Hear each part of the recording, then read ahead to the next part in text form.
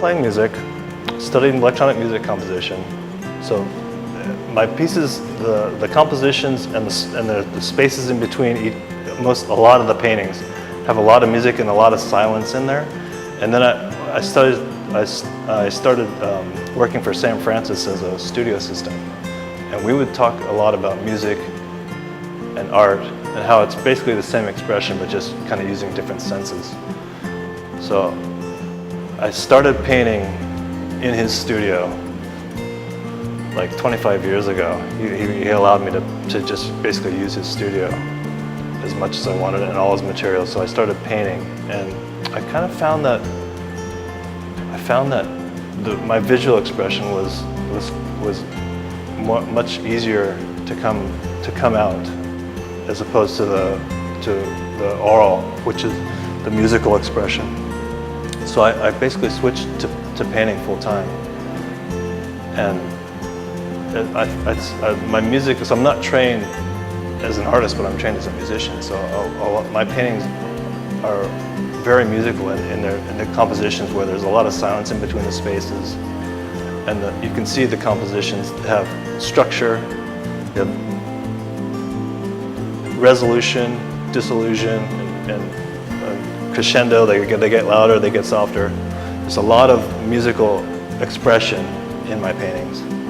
My process, I literally love to start with nothing. Just the idea of a palette, and I'm obviously working in the theme of city and water. So I'll start with a general idea if I'm going to paint water or a city, and kind of a general idea of a palette. But I love to push, get lost, create really bad situations, and kind of try and get out of them. And sometimes you get out of them, and sometimes you don't get out of them.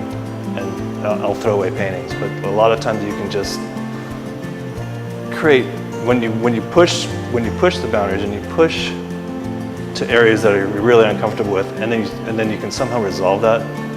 The results, you get so much further and push so much further in your work and where you want to go.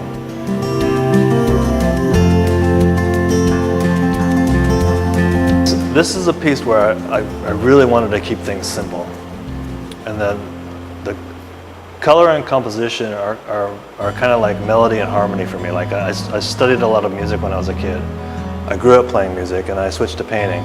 So I still think of things in the sense of a composition, and layering. My layering is a sense of, is also in the same way that you would layer instrumentation. So this one started out very simply with the red, these red forms, and they're kind of they're kind of a new ground for me in the sense that they're connected, and I do a lot of verticality and a lot of horizontal, and so to connect them together was pushing things in a different way for me. And so I started with these red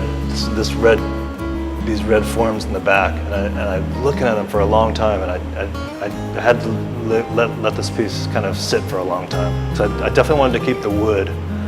I wasn't sure what to do over here, if I wanted to have it really complicated or really simple, and it turns out that I wanted to keep it simple because I wanted to contrast the simplicity with this kind of really complicated, intricate interactions with the blues, the blue and the red. This is an early painting where I was using, as opposed to the 200 coats of clear poly to build up the surface, I was using epoxy, which is a very thick resin. And so this has about 5 or 6 coats of epoxy resin.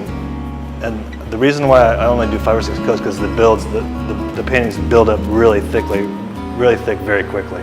So I didn't want to build them up to be like, that thick. I wanted to get a lot of coats, and I wanted to get a lot of depth and action out of it, but I didn't want to have a huge painting built up because they just get too heavy and they can crack and stuff like that. Usually you shouldn't coat too many coats on it. So this one started out with this background blue fade to the green, and that's another probably 60 coats of very transparent glazes again, the fades are built up so slowly that the fades are very gradual and built up very slowly.